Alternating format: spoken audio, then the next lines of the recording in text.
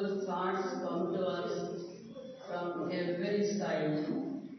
ವಾಗ್ದೇವಿ ಅಪರಾವತಾರವಾದ ಶ್ವೇತ ಸರಸ್ವತಿಗೆ ನಮಸ್ಕರಿಸುತ್ತಾ ನನ್ನ ಎಲ್ಲ ಜ್ಯೇಷ್ಠ ಸೋದರ ಸಹೋದರಿಯರಿಗೆ ನಮಸ್ಕರಿಸುತ್ತಾ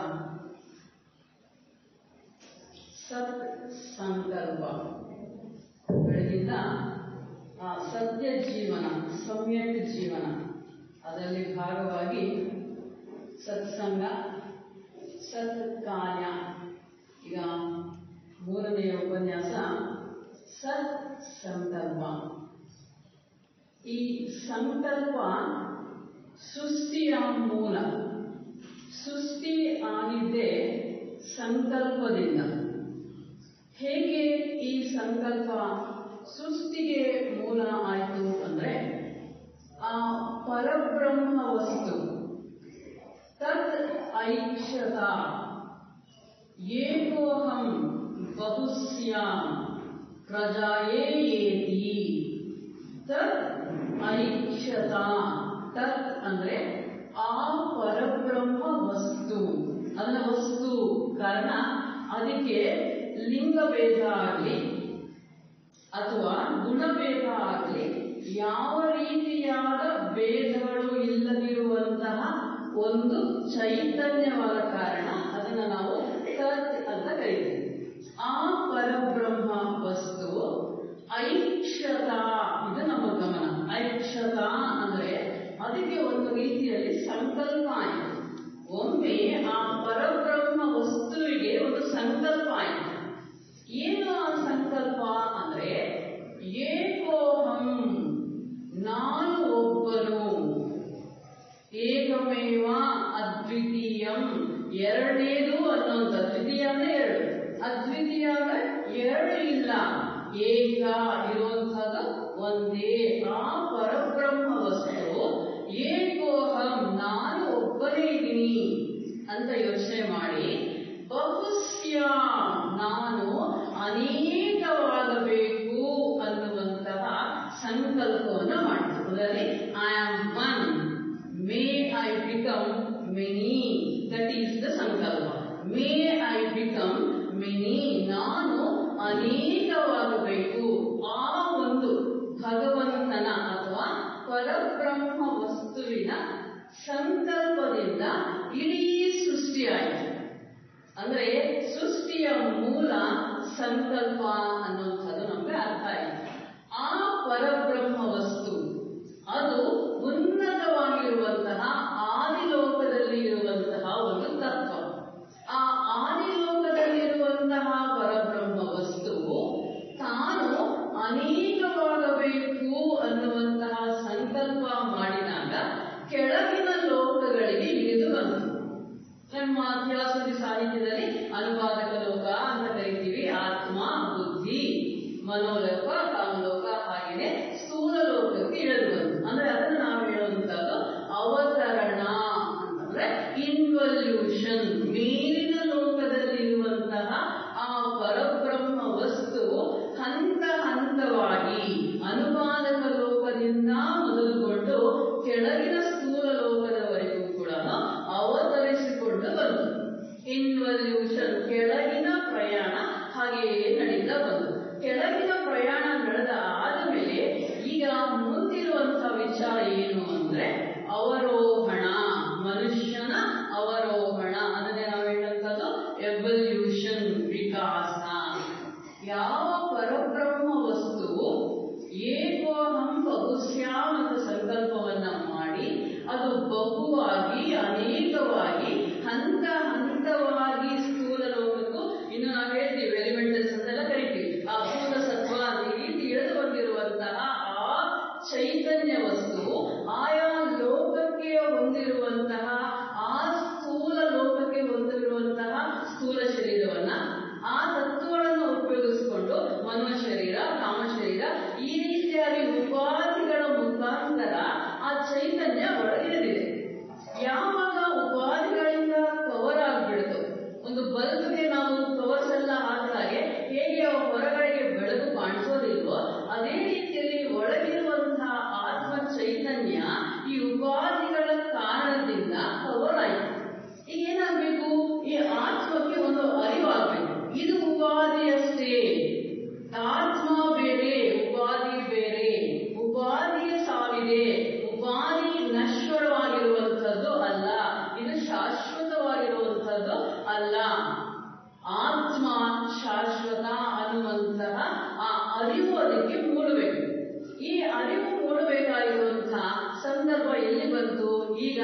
ಸಂಪೂರ್ಣವಾಗಿ ಆ ಚೈತನ್ಯ ಕೆಳಗಿನ ಲೋಕಗಳಿಗೆ ಇಳಿದು ಬಂದಾಗ ಈ ಅರಿವು ಬಂದ ಮೇಲೆ ಚೈತನ್ಯ ಏನ್ ಮಾಡಬೇಕಾಗಿದೆ, ಮತ್ತೆ ಅದು ವಿಕಾಸವನ್ನ ಹೊಂದಬೇಕಾಗಿದೆ. ಇದು ಈಶ್ವರನ ಸಂಕಲ್ಪ. ಆ ಪರಬ್ರಹ್ಮ ವಸ್ತುವಿನ ಸಂಕಲ್ಪದಿಂದ ಒಂದೇ ಆಗಿದ್ದಂತ ಆ ವಸ್ತು ಚೈತನ್ಯ ಅನೇಕವಾಗಿ ಬಂದಿರುವಂತಹ ಈ ಚೈತನ್ಯ ಈಗೇನಾಗಬೇಕಾಗಿದೆ, ಮತ್ತೆ ಹಂತವಾಗಿ ವಿಕಾಸವನ್ನ ಹೊಂದಬೇಕಾಗಿದೆ. ಇದು ಈಶ್ವರನ ಸಂಕಲ್ಪ. ಯಾವುದು ಈಶ್ವರನ ಸಂಕಲ್ಪ ಅಂದರೆ ಇಳಿದಿರುವಂತಹ ಪ್ರಜ್ಞೆ ಮತ್ತೆ ಅದು ವಿಕಾಸವನ್ನ ಹೊಂದಬೇಕು ಅನ್ನುವಂಥದ್ದು ಈಶ್ವರನ ಸಂಕಲ್ಪ. ಈಶ್ವರನ ಸಂಕಲ್ಪ ವಿಕಾಸ, ಪ್ರಜ್ಞೆಯ ವಿಕಾಸ ಎಂದು ಅರಿತಿರುವಂತಹ ನಮ್ಮ ಜೀವನ್ಮುಕ್ತ ಗುರುಗಳು ಅವರು ಸ್ವತಃ ವಿಕಾಸದ ಹಾದಿಯಲ್ಲಿ ನಡೆದು, ಅದಕ್ಕೆ ಒಂದು ಒಳ್ಳೆ ಮಾತು ಇದೆ, ತೀರ್ಣಾಃ ಸ್ವಯಂ ಭೀಮ ಭವಾರ್ಣವಂ ಜನಾನ್ ಅಹೇತುನಾನ್ ಅನ್ಯಾಪಿ ತಾರಯಂತಹ. ಅಂದ್ರೆ ಈಶ್ವರನ ಸಂಕಲ್ಪ ವಿಕಾಸ ಎಂದು ಅರಿತಂತಹ ಆ ಮಹಾಗುರುಗಳು ಈಶ್ವರನ ಸಂಕಲ್ಪದೊಂದಿಗೆ ಒಂದಾಗಿ ಈ ಜೀವನದ ಸಾಗರವನ್ನ ಆಚಯ ತಾರೆಯಂತಹ ಸ್ವಯಂ ಅವರೇ ಸಾಗರವನ್ನ ದಾಟಿ, ಸಂಸಾರ ಸಾಗರವನ್ನ ದಾಟಿ ಅವರು ಒಂದು ಸಂಕಲ್ಪವನ್ನ ಮಾಡಿದರು. ಯಾರಿಗೆ ಸಂಕಲ್ಪನ ಮಾಡಿರುವಂಥದ್ದು? ಜೀವನ್ಮುಕ್ತ ಮಹರ್ಷಿಗಳು, ಗುರುಗಳು. ಏನಂತ ಸಂಕಲ್ಪ ಮಾಡಿದ್ರು? ನಾವೊಬ್ಬರೇನೆ ಈ ಸಂಸಾರ ಚಕ್ರವನ್ನ ದಾಟಿದರೆ ಸಾಕಾಗೋದಿಲ್ಲ. ಅಜ್ಞಾನದಲ್ಲಿ ಇರುವಂತಹ, ಕಷ್ಟದಲ್ಲಿ ಇರುವಂತಹ, ಅಶಾಂತಿಯಲ್ಲಿ ಇರುವಂತಹ ನನ್ನೆಲ್ಲ ಸೋದರ ಜೀವಿಗಳು ಕೂಡ ಈ ಸಂಸಾರವನ್ನ ದಾಟಬೇಕು. ಈ ಸಾಗರವನ್ನ ದಾಟಿ ಆಚೆಯ ಶಾಶ್ವತವಾದ ಶಾಂತಿಯಿಂದ ಆನಂದದಿಂದ ಕೂಡಿರುವಂತಹ ಆ ದಡವನ್ನ ಸೇರಬೇಕು ಅಂತ ನಮ್ಮ ಮಹರ್ಷಿಗಳು ಸಂಕಲ್ಪವನ್ನ ಮಾಡಿದ್ರು. ಇಷ್ಟೆಲ್ಲ ಕೂಡ ಸಂಕಲ್ಪದ ಶಕ್ತಿ, ಇದೆಲ್ಲ ನಡೀತಾ ಇರುವಂತದ್ದು ಸಂಕಲ್ಪದಿಂದ. ಹಾಗಿದ್ದ ಮೇಲೆ ನಮ್ದು ಬರೀ ಸಂಕಲ್ಪ ಅಷ್ಟೇ ಅದ ವಿಚಾರ. ಇದೀಗ ನಮ್ಮ ವಿಚಾರ ಇಲ್ಲಿ ಸತ್ ಸಂಕಲ್ಪ. ಅಂದ್ರೆ ಅಲ್ಲಿ ಸತ್ ಅನ್ನುವಂಥ ಪದ ಯಾಕೆ ಬಂತು? ಯಾವುದು ಸತ್, ಯಾವುದು ಅಸತ್, ಅಲ್ಲಿ ಪ್ರಾಬ್ಲಮ್ ಅಂತಲ್ಲ. ಯಾವುದನ್ನ ನಾವು ಸತ್ ಅಂತ ಕರೆಯೋದಕ್ಕೆ ಸಾಧ್ಯ, ಯಾವುದನ್ನ ಅಸತ್ ಅಂತ ಕರೆಯೋದಕ್ಕೆ ಸಾಧ್ಯ.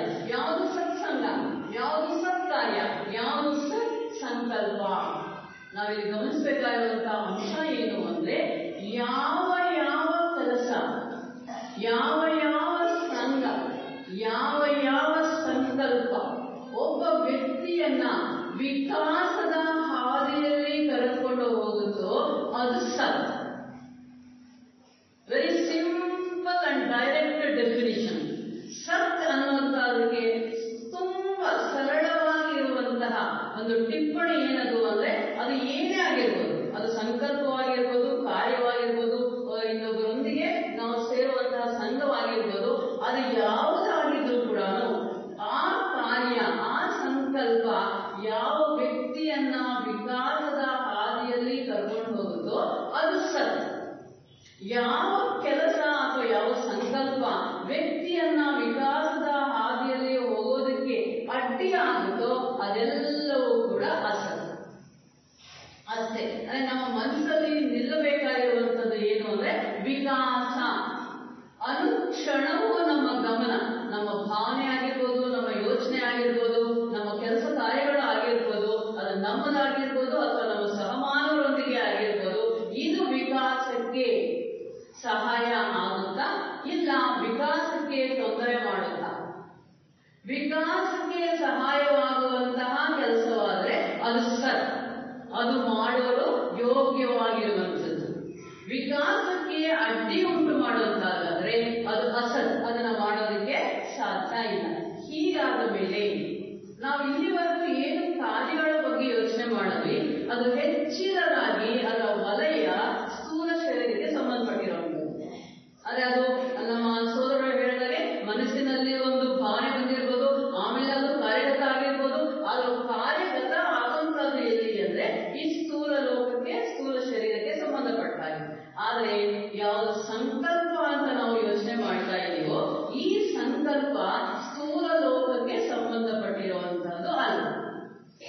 ಮತ್ತೇನು ಈ ಸಂಕಲ್ಪದ area, the plane of existence of this ಸಂಕಲ್ಪ ಯಾವುದು ಅಂದ್ರೆ ಕಾಮಲೋಕ ಹಾಗೂ ಮನೋಲೋಕ. ಭಾವನೆಗಳ ಲೋಕ ಕಾಮಲೋಕ, ಯೋಚನೆಗಳ ಲೋಕ ಮನೋಲೋಕ. ಅದೇ ಈ ಸಂಕಲ್ಪಗಳು ಮಾತೆ ಅನಿಮಿಸೆಂಟರ ಮಾತಲ್ಲಿ ಹೇಳಬೇಕಾದ್ರೆ, ನಮ್ಮ ಮನೆಯಲ್ಲಿ ಯಾವ ರೀತಿಯಲ್ಲಿ ವಸ್ತುಗಳು ಇದೆಯೋ, ಅಂದ್ರೆ ಚೇರು, ಟೇಬಲ್, ಸೋಫಾ, ಏನೇನು ಫ್ರಿಡ್ಜ್, ವಾಷಿಂಗ್ ಮೆಷಿನ್, ಏನೆಲ್ಲ ವಸ್ತುಗಳು ನಮ್ಮ ಮನೆಯಲ್ಲಿ ಇದೆಯೋ ಅದೇ ರೀತಿಯಲ್ಲಿ ನಮ್ಮ ಮನೆಯ ತುಂಬಾ ಸಂಕಲ್ಪಗಳು ತುಂಬಿಕೊಂಡಿವೆ. ನಮ್ಗೆ ಚೆನ್ನಾಗಿ ಅರ್ಥ ಆಗ್ಬೇಕು. ನಾವು ಮನೆಗೆ ಒಂದು ವಸ್ತುವನ್ನ ಕೊಂಡ್ಕೊಂಡು ಬರುವಂತ ಸಂದರ್ಭದಲ್ಲಿ, ಮನೆಗೆ ಒಂದು ಫ್ರಿಡ್ಜ್ ತಗೊಂಡ್ಬರ್ಬೇಕು, ಎಷ್ಟೆಲ್ಲ ಯೋಚನೆ ಮಾಡ್ತೀವಿ. ಒಳ್ಳೆ ಕ್ವಾಲಿಟಿ ಬೇಕು, ಅದು ಹೀಗೆ ಇರಬೇಕು, ಅದು ಹಾಗೆ ಇರಬೇಕು, ಅದೆಲ್ಲ ಯೋಚನೆ ಮಾಡ್ತೀವಿ. ಕೆಲವು ಕಾಲ ಇದ್ದು ನಾವೆಲ್ಲ ಗಮನಿಸಿರುವಂತದೆ, ವ್ಯಾರಂಟಿ ಪೀರಿಯಡ್ ಆದಾಗ ಅದು ಕೆಟ್ಟೋಗಿರುತ್ತೆ, ಅಲ್ಲಿವರೆಗೂ ಚೆನ್ನಾಗಿ ಕೆಲಸ ಮಾಡುತ್ತೆ. ವ್ಯಾರಂಟಿ ಪೀರಿಯಡ್ ಮುಗಿದು ನೆಕ್ಸ್ಟ್ ಅಲ್ಲಿ ಕೆಟ್ಟೋಗಿರುತ್ತೆ. ಆ ಕೆಲವು ಕಾಲ ಇದ್ದು ಕೆಟ್ಟೋಗುವಂತ ಫ್ರಿಡ್ಜ್ ನ ಕೊಂಡ್ಕೊಂಡು ಬರೋದಕ್ಕೇನೆ ನಾವು ಇಷ್ಟೆಲ್ಲ ಯೋಚನೆ ಮಾಡ್ತಾ ಇರ್ಬೇಕಾದ್ರೆ ಸದಾ ನಮ್ಮಲ್ಲೇ ಶಾಶ್ವತವಾಗಿ ಸೇರ್ಕೊಂಡಿರುವಂತಹ ಆ ಕಾಮ ಹಾಗೂ ಮನೋ ಪ್ರಕೃತಿಯಲ್ಲಿರುವಂತಹ ಸಂಕಲ್ಪಗಳ ಬಗ್ಗೆ ನಾವೆಷ್ಟು ಕೇರ್ಫುಲ್ ಆಗಿ ಇರಬೇಕು ಅಲ್ವಾ? ಫ್ರಿಡ್ಜ್ ಚೆನ್ನಾಗಿದ್ರೆ ಸಂತೋಷ, ಆದರೆ ಅದಕ್ಕಿಂತಲೂ ಸೂಕ್ಷ್ಮವಾಗಿ ನಮ್ಮ ಜನ್ಮದೊಂದಿಗೆ ಸೇರ್ಕೊಂಡು ನಮ್ಮ ಮುಂದಿನ ಜನ್ಮಕ್ಕೂ ನಮ್ಮ ಜೊತೆಯಲ್ಲಿ ಬರುವಂತಹ ಈ ಸಂಕಲ್ಪಗಳೇ ಮುಂದೆ ಸಂಸ್ಕಾರಗಳಾಗುವಂಥದ್ದು. ನಾವು ಏನೇನು ಒಳ್ಳೊಳ್ಳೆ ಸಂಕಲ್ಪಗಳನ್ನ ಮಾಡ್ತೀವೋ ಮುಂದೆ ಅದು ಸಂಸ್ಕಾರವಾಗುತ್ತೆ. ಆ ಸಂಸ್ಕಾರದ ಅರ್ಥ ಒಂದು ಜನ್ಮ ಕಲ್ತಿರ ನಾವು ಬರುವಂತ ಮುಂದಿನ ಜನ್ಮಗಳೆಲ್ಲ ಕೂಡ ನಮ್ಮೊಂದಿಗೆ ಬರುವಂಥದ್ದು.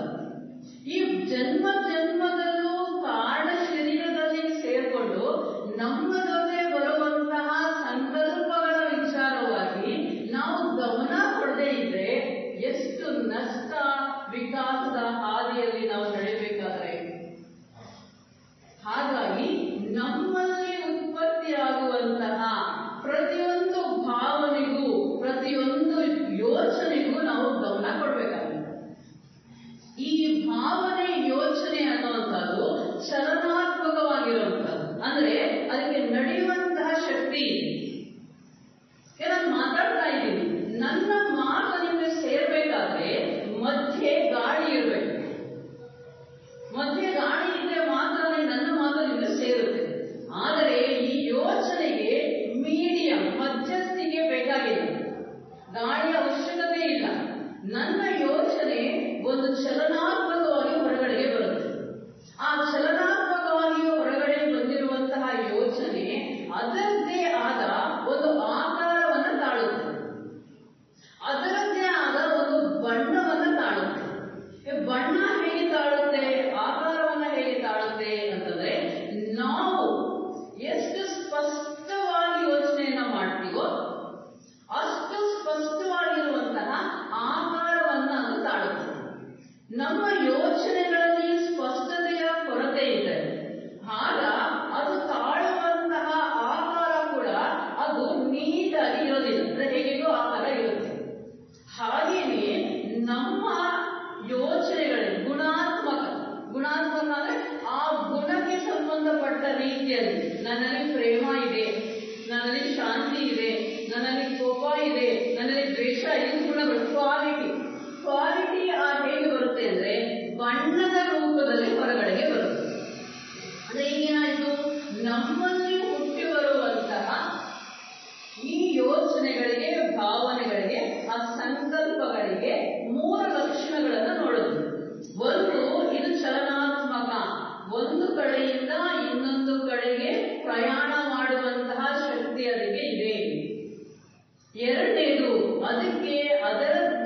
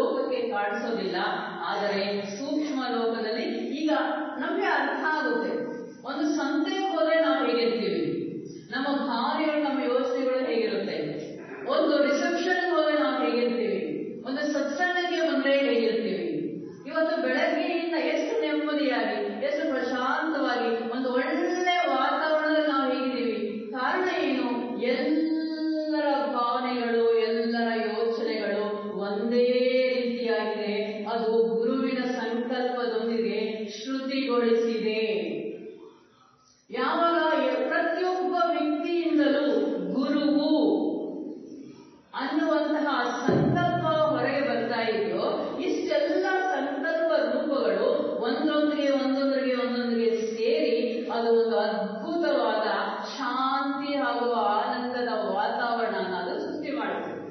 ಹಾಗಾಗಿ ಈ ವಾತಾವರಣದಲ್ಲಿ ನಾವು ಇದ್ದಾಗ ಏನೆಲ್ಲ ಕೊರತೆಗಳು ಅಂತ ನಮ್ಗೆ ಅನ್ಸಿತೋ ಅವೆಲ್ಲ ಕೂಡ ಇಷ್ಟೇ ತಾನೇ ಅನ್ಸುತ್ತೆ. ಬೆಂಗಳೂರಲ್ಲಿ ಮನೆ ಇಲ್ಲೇ ಇದೆ ಹೇಗೆ ಜೀವನ ಮಾಡ್ತಾರೆ ಮಕ್ಕಳು? ಅದೊಂದು ದೊಡ್ಡ ಪ್ರಾಬ್ಲಮ್. 50 ಎಕರೆನಾದ್ರೂ ಮಾವಿನ ತೋಟ ಇಲ್ಲದೆ ಜೀವನ ನಡೆಸೋದು ಹೇಗೆ? ಅದೊಂದು ದೊಡ್ಡ ಪ್ರಾಬ್ಲಮ್. ಯಾವಾಗ ನಾವು ಲೌಕಿಕರ ಜೊತೆ ಜೀವನ ಮಾಡ್ತಾ ಇದ್ದಾರೆ. ಯಾಕಂದ್ರೆ ಅವರ ಸಂಕಲ್ಪ ಏನು? ಮನೆ ಇದ್ರೇನೆ ಜೀವನ ಮಾಡಕ್ಕಾಗುತ್ತದೆ, ತೋಟ ಇದ್ರೇನೆ ಜೀವನ ಮಾಡಕ್ಕಾಗುತ್ತದೆ. ಅವರು ಆ ತರದ ಸಂಕಲ್ಪವನ್ನ ಬಿಟ್ಟಾಗ ಆ ಸಂಕಲ್ಪದೊಂದಿಗೆ ನಾವು ಒಂದಾದಾಗ ನಮಗೂ ಹಾಗೆ ಅನ್ನಿಸ್ಬಿಡುತ್ತೆ, ಓ ನಿಜ ಅಲ್ವಪ್ಪ, ಇಷ್ಟೆಲ್ಲ ಆಸ್ತಿ ಮಾಡದೇ ಇದ್ರೆ ನಮ್ಮ ಮಕ್ಕಳು ಜೀವನ ಮಾಡೋದು ಹೇಗೆ ಅನ್ನಿಸ್ಬಿಡುತ್ತೆ. ಆದ್ರೆ ಇಂಥ ವಾತಾವರಣದಲ್ಲಿ ಬಂದು ನಾವು ಕೂತಾಗ ಇದೆಲ್ಲ ಒಂದು ಜನ್ಮಕ್ಕೆ ಬೇಕಾಗಿರುವಂತದ್ದು. ಮಕ್ಕಳನ್ನ ಪ್ರಜೆಗಳನ್ನಾಗಿ ಮಾಡೋಣ, ಅವ್ರ ಬುದ್ಧಿನ ಅವ್ರಿಗೆ ಕೊಡೋಣ, ಅವ್ರ ವಿದ್ಯೆನ ಅವ್ರಿಗೆ ಕೊಡೋಣ, ಬದುಕುವಂತ ಜವಾಬ್ದಾರಿನ ಅವ್ರಿಗೆ ಕೊಡೋಣ. ಅವ್ರು ಬದುಕೊಳ್ತಾರೆ. ಈ ಜನ್ಮಕ್ಕೆ ಅವ್ರ ಮಕ್ಕಳು, ಮುಂದಿನ ಜನ್ಮಕ್ಕೆ ಯಾರಿಗೇನು ಋಣಾನುಬಂಧ ಅಷ್ಟೇ. ಮುಂದಿನ ಜನ್ಮದಲ್ಲಿ ಏನೇನು ಋಣನ ಹೇಗೇಗೋ ಅಷ್ಟೇ ತಾನೇ ಜೀವನ. ಇದಕ್ಕೆ ಯಾಕೆ ಅಷ್ಟೆಲ್ಲ ಕಷ್ಟಪಡ್ಬೇಕು ಅಂತ ಈ ಕ್ಷಣದಲ್ಲಿ ನಮ್ಗೆ ಅನ್ಸುತ್ತೆ. ಅದಕ್ಕೆ ಕಾರಣ ಏನು? ಈ ವಾತಾವರಣದಲ್ಲಿ ಸಂಪೂರ್ಣವಾಗಿ ತುಂಬಿಕೊಂಡಿರುವಂತಹ ಸಂಕಲ್ಪ. ಈ ಗುರುವಿನ ಸಂಕಲ್ಪದೊಂದಿಗೆ ನಮ್ಮ ಸಂಕಲ್ಪಗಳು ಶ್ರುತಿಗೊಳಿಸಿದಾಗ ಯಾವುದು ಸತ್, ಯಾವುದು ಅಸತ್, ಯಾವುದು ಜನ್ಮ ಜನ್ಮಗಳಲ್ಲೂ ನಮ್ಮೊಂದಿಗೆ ಬರುವಂತದ್ದು, ಯಾವುದು ಈ ಜನ್ಮಕ್ಕೆ ಮಾತ್ರ ನಮ್ಮೊಂದಿಗೆ ಇರುವಂತದ್ದು. 100 ಎಕರೆ ಮಾವಿನ ತೋಟ ಇದ್ರೂ ಕೂಡ ಅದು ಈ ಜನ್ಮಕ್ಕೆ ಸೇರಿರುವಂತದ್ದು. ಇಲ್ಲ 1 ಎಕರೆಗೆ 1 ಮಾವಿನ ತೋಟ ನೆಕ್ಸ್ಟ್ ಜನ್ಮಕ್ಕೆ ಜೊತೆ ಬರುತ್ತೆ ಅಂದ್ರೆ 1 ಎಕರೆ ಈ ಜನ್ಮಕ್ಕೆ, ಮುಂದಿನ ಜನ್ಮಕ್ಕೆ 1 ಮಾವಿನ ಮರ ನಿನ್ ಜೊತೆ ಬರುತ್ತೆ ಅಂದ್ರೆ 100 ಎಕರೆ ಸಾಕಾಗುತ್ತ ನಮ್ಗೆ? ಯಾಕಂದ್ರೆ ಮುಂದಿನ ಜನ್ಮಕ್ಕೆ ಬರುವಂತದ್ದು ಒಂದೇ ಮಾವಿನ ತೋಟ ಅಂತ, ಅದೇ ಒಂದೇ ಮಾವಿನ ಮರ ಅಂತ. ಅದು ಹಾಗಲ್ಲ. ಈ ಜನ್ಮದ ಈ ಲೌಕಿಕಕ್ಕೆ ಸಂಬಂಧಪಟ್ಟ ವಿಚಾರಗಳು ಇಲ್ಲಿಗಷ್ಟೇ ಇರುವಂತದ್ದು. ಆದರೆ ನಾವು ಮಾಡುವಂತಹ ಈ ಸಂಕಲ್ಪಗಳು, ಈ ಯೋಚನೆಗಳು ಬರೀ ಒಂದು ಜನ್ಮಕ್ಕೆ ಸೀಮಿತವಾಗಿರುವಂತದ್ದು ಅಲ್ಲ. ಹಾಗಾಗಿ ಈ ಸಂಕಲ್ಪ ರೂಪಗಳು, ಸಂಕಲ್ಪಗಳು ನಮ್ಮಿಂದ ಸೃಷ್ಟಿಸಲ್ಪಟ್ಟಿರುವ ಕಾರಣ ಇದಕ್ಕೆ ಕೃತಕ ಭೂತಗಳು ಅಥವಾ ಆರ್ಟಿಫಿಷಿಯಲ್ ಎಲಿಮೆಂಟಲ್ಸ್ ಅಂತ ಕರೀತಾರೆ. ಯಾಕೆ? ಅದು ನಾವೇ ಸೃಷ್ಟಿ ಮಾಡಿರುವಂತಹ, ನಾವೇ ಸೃಷ್ಟಿ ಮಾಡಿರುವಂತಹ ಈ ಯೋಚನೆಗಳು, ಈ ಭಾವನೆಗಳು ಎಷ್ಟು ಪವಿತ್ರವಾಗಿರುತ್ತೋ, ಎಷ್ಟು ಸ್ಪಷ್ಟವಾಗಿರುತ್ತೋ ಅಲ್ಲಿವರೆಗೂ ಅದು ಆ ಒಂದು ವ್ಯಕ್ತಿಯನ್ನ ಆಗಿರ್ಬೋದು ಅಥವಾ ಒಂದು ವಿಚಾರವನ್ನ ಆಗಿರ್ಬೋದು, ಆ ವ್ಯಕ್ತಿಯನ್ನ ಸೇರೋವರೆಗೂ ಕೂಡ ಅದು ಪ್ರಯಾಣವನ್ನ ಮಾಡುತ್ತೆ. ಅಂದ್ರೆ ಎಕ್ಸಾಂಪಲ್, ತಾಯಿ ಇದ್ದಾಳೆ, ಮಗು ದೂರ ಎಲ್ಲೋ ಇದೆ.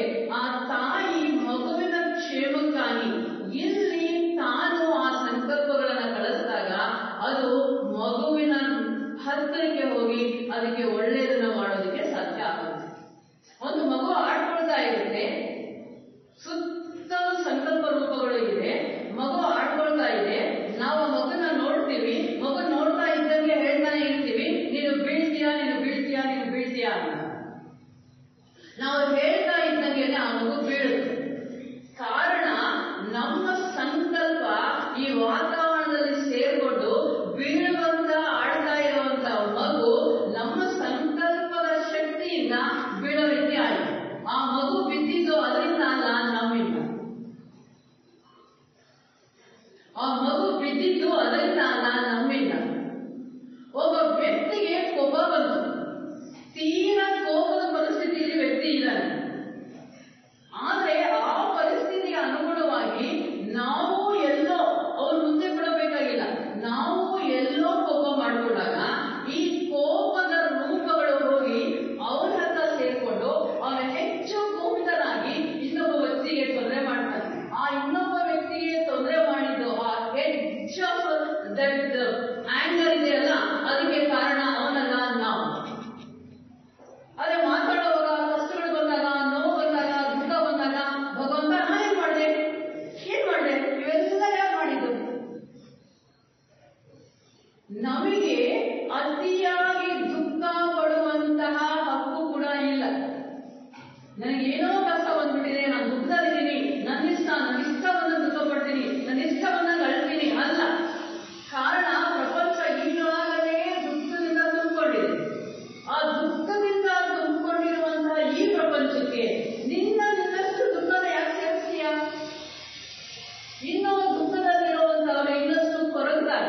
ಇನ್ನಷ್ಟು ಖಿನ್ನತೆಗೆ ಒಳಗ್ತಾರೆ, ಡಿಪ್ರೆಷನ್ ಹೋಗ್ತಾರೆ.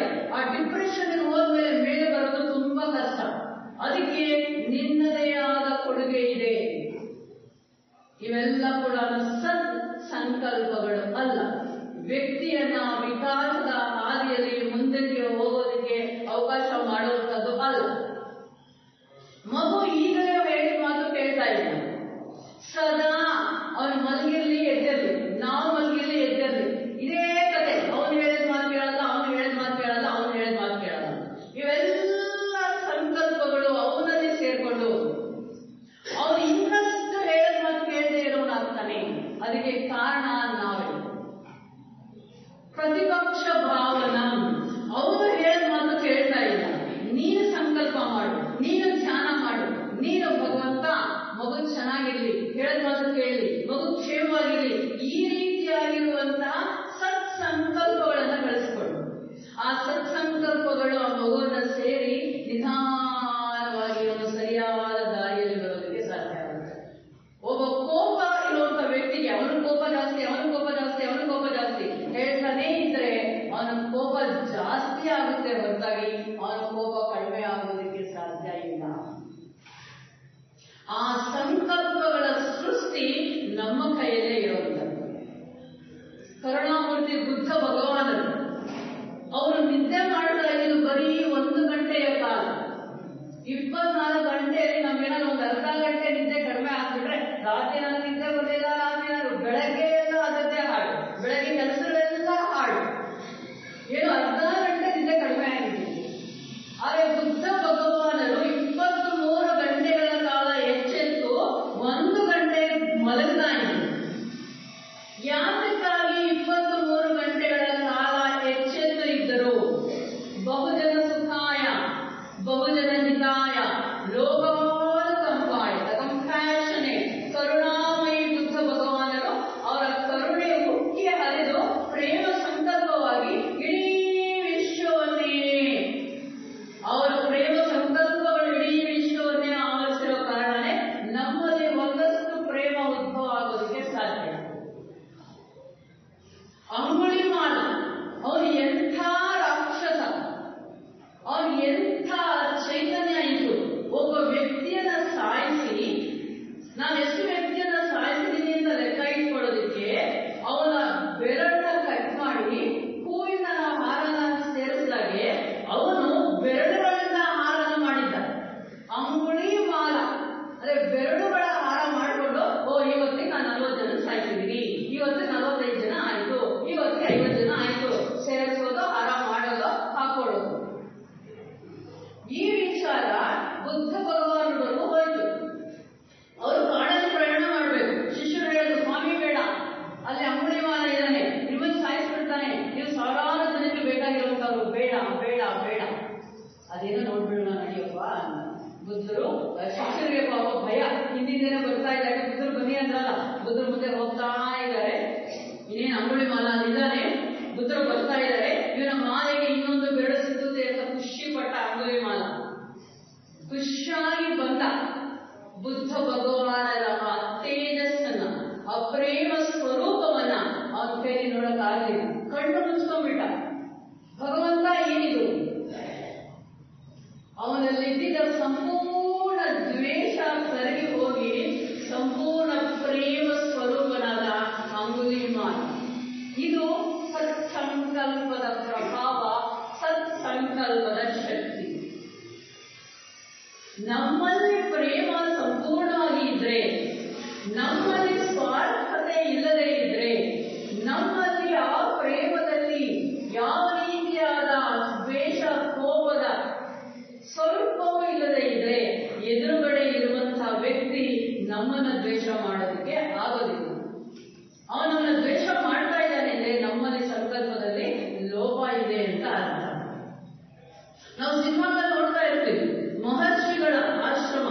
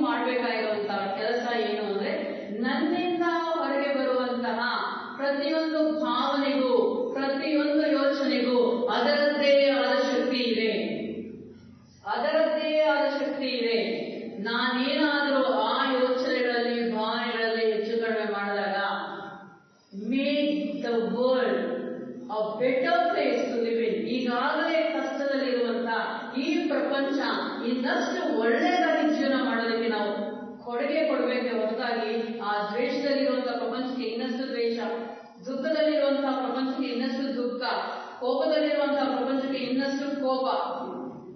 ನಾವು ಪಾಕಿಸ್ತಾನವನ್ನ ಪ್ರೀತಿಯಿಂದ ಕಾಣೋವರೆಗೂ ಇಂಡಿಯಾ ಪಾಕಿಸ್ತಾನ ಪ್ರಾಬ್ಲಮ್ ಹೀಗೆ ಇರುತ್ತೆ.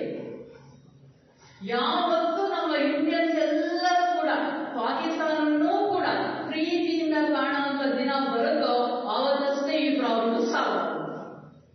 ಪ್ರಾಬ್ಲಮ್ ಸಾಲ್ವ್ ಆಗಲಿಲ್ಲ ಅಂದ್ರೆ ದೋಷ ಯಾರಲ್ಲಿದೆ? ನಮ್ಮಲ್ಲಿ, ಭಾರತೀಯರಲ್ಲಿ ದೋಷ. ನಮ್ಮಲ್ಲಿ ಸಂಪೂರ್ಣವಾದ ಪ್ರೇಮ ಇಲ್ಲ. ಸಂಪೂರ್ಣವಾದ ಪ್ರೇಮ ನಮ್ಮಲ್ಲಿ ಇದ್ರೆ ಅವರು ನಮ್ಮ ಮೇಲೆ ಅಟ್ಯಾಕ್ ಮಾಡೋದಕ್ಕೆ ಸಾಧ್ಯ ಇಲ್ಲ.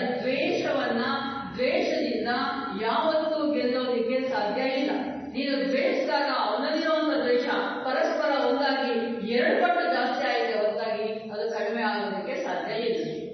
ಅದೇ ಪ್ರೇಮ, ಆ ಪ್ರೇಮವನ್ನ ನೀನು ಅಭ್ಯಾಸ ಮಾಡಿಕೊಂಡು ಬಂದಾಗ ಎದುರುಗಡೆ ವ್ಯಕ್ತಿಯಲ್ಲೂ ಕೂಡ ಆ ಪ್ರೇಮ ಬಂತು, ಅದು ಇಬ್ಬರದ್ದು ಆಗಿ 2 ಪಟ್ಟು ಪ್ರೇಮ ಜಾಸ್ತಿ ಆಗುತ್ತೆ. ಈ ರೀತಿಯಾಗಿ ಪ್ರೇಮ ಸಂಕಲ್ಪಗಳನ್ನ ಕಳಿಸುವಂತದ್ದು ನಾವು ಅಭ್ಯಾಸ ಮಾಡಿಕೊಂಡಾಗ ಅದು ನಮ್ಮ ಸ್ವಭಾವದಲ್ಲಿ ಸೇರ್ಕೊಳ್ಳುತ್ತೆ, ಅದು ನಮ್ಮ ಸಂಸ್ಕಾರಗಳಾಗುತ್ತೆ. ಮುಂದಿನ ಜನ್ಮಗಳಲ್ಲೂ ಕೂಡ ನಾವು ಪ್ರೇಮ ಸ್ವರೂಪಿಗಳಾಗಿ ಜೀವನವನ್ನು ನಡೆಸೋದಕ್ಕೆ ಅವಕಾಶ ಆಗುತ್ತೆ.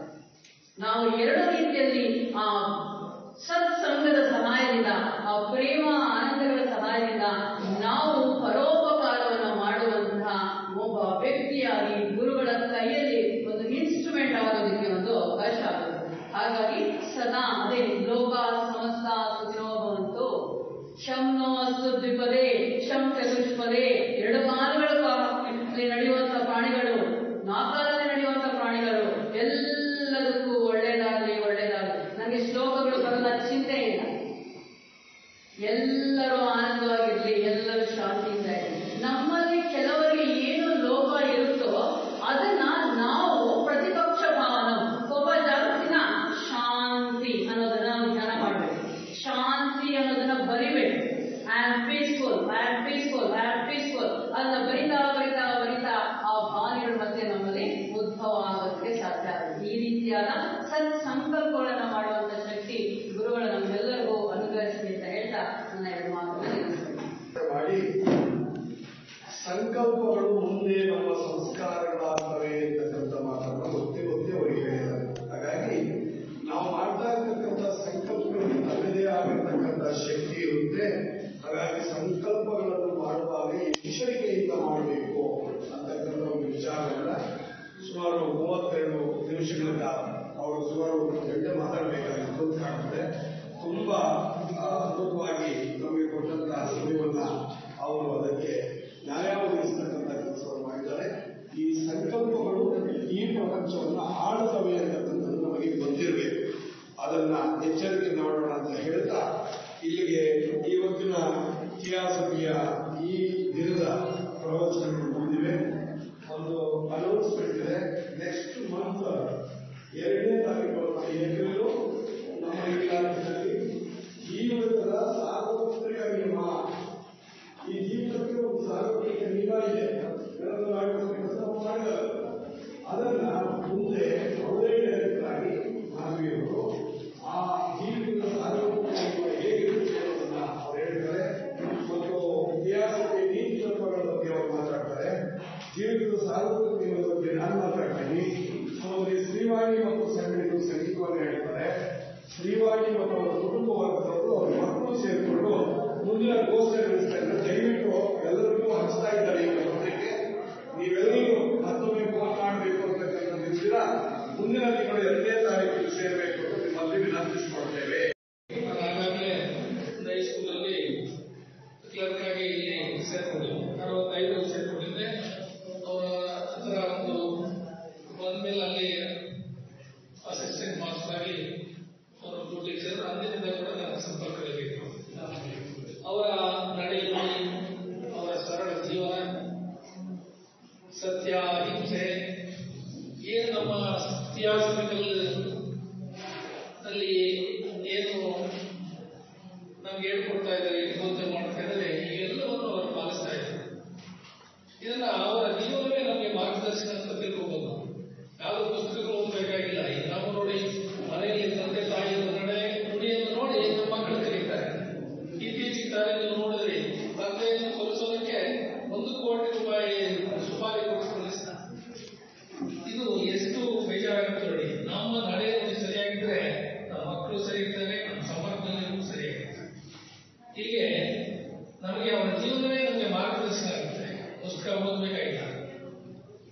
ನಾವು ನಮ್ಮನ್ನು ನೋಡಿ ಕಲಿಬೇಕು. ಎಷ್ಟು ಜನ ನಡೀತಾರೆ, ಅವರ ನುಡಿದಂತೆ ನಡೆಯುವ ವ್ಯಕ್ತಿಗಳು ಬಹಳ ಅರ್ಧ ಅಂತವ್ರು ನಾವು ಎಷ್ಟು ವರ್ಷ ಆದ್ರೂ ನೆನ್ಕೊಳ್ತಿರ್ತೀವಿ.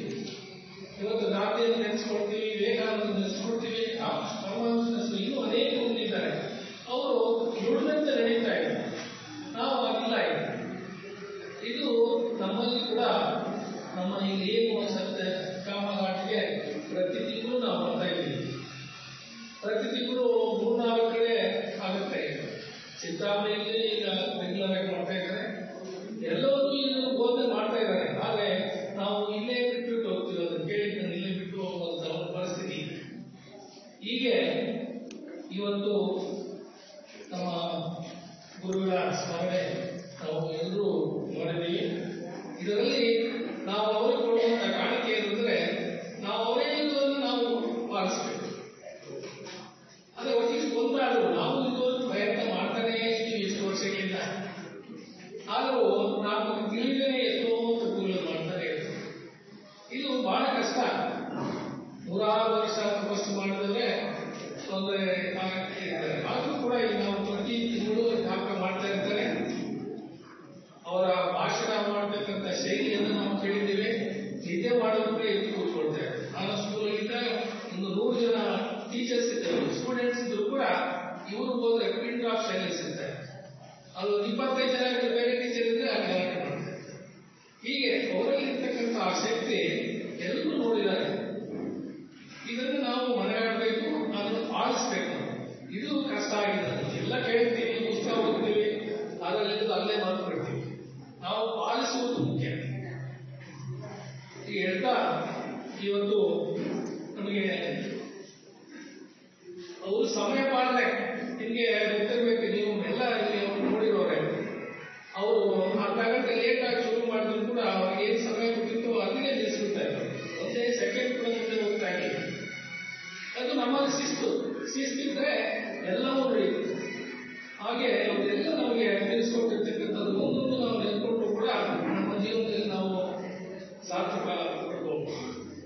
ಹೇಳ್ತಾ ಇವತ್ತು ಬೆಳಗ್ಗೆಯಿಂದ ನಾವೆಲ್ಲವನ್ನು ಕೇಳ್ತೀವಿ. ಮತ್ತೆ ಭಾರತ ಸಮಾಜ ಪೂಜೆ ನಿರ್ವಹಿಸತಕ್ಕಂಥ ಸೋದರಿ ಮಂಜುಳಾ, ಪದ್ಮ ಬೆಂಗಳೂರಿಂದ ಬಂದಿದ್ದಾರೆ. ಅವರು ಇವತ್ತು ನಮಗೆ ಭಾರತ ಸಮಾಜ ಪೂಜೆ ನಡೆಸಿಕೊಂಡಿದ್ದಾರೆ. ಅವರು ಕೂಡ ಮಾತಾಡುವಾಗಿ ಅವರಿಗೆ ಧನ್ಯವಾದ ತಿಳಿಸ್ತಾರೆ.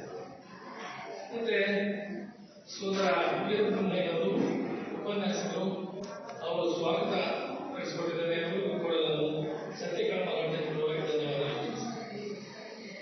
ಮತ್ತೆ ಗುರು ಸ್ಮರಣೆಯ ಬಗ್ಗೆ ಅನೇಕ ವಿಷಯಗಳನ್ನ ಸೋದರ ವಿ ಜಯರಾಮ ಉಪಾಧ್ಯಕ್ಷರು ದೇವಮೂಲೆರಾಡ್, ಸೋದರ ಎ ಭೈರಾರೆಡ್ಡಿ ಗಜಾಂತ ಸತ್ಯಕಾಮ, ಸೋದರ ವಿ ಗೌಡರೆಡ್ಡಿ ವಿರುದ್ಧ ಉಪನ್ಯಾಸಕರು ಬಹಳ ಚೆನ್ನಾಗಿ ನಮಗೆ ತಿಳಿಸಿಕೊಟ್ಟಿದ್ದಾರೆ.